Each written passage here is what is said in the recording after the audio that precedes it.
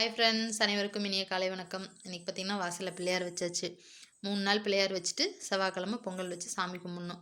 பிள்ளைங்க இருக்கிற வீட்டில் இப்படி செய்வாங்கன்னு சொல்லுவாங்க. அதனால் நாம்ளும் அதையே ஃபாலோ பண்ணியாச்சு.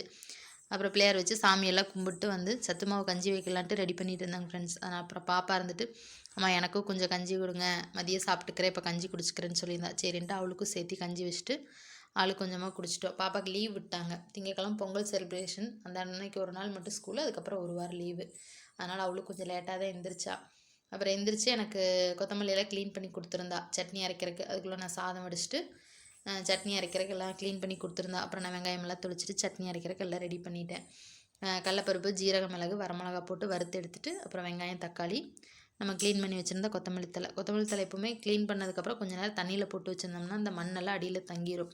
அதுக்கப்புறம் எடுத்து இன்னொரு தண்ணியில் வாஷ் பண்ணிவிட்டு போட்டு நல்லா வதக்கிட்டு கொஞ்சம் உப்பு, புளி, அப்புறம் தேங்காய் போட்டு சட்னி அரைச்சிட வேண்டியதாங்க ஃப்ரெண்ட்ஸ். சூப்பராக இருக்கும். அப்புறம் பொங்கலுக்கெல்லாம் குழந்தைங்களுக்கு ட்ரெஸ் எடுத்துட்டிங்களான்னு சொல்லுங்கள். எங்கள் பாப்பாவுக்கு நாளைக்கு தான் போய் எடுக்கணும். ஓகே ஃப்ரெண்ட்ஸ், பாய்.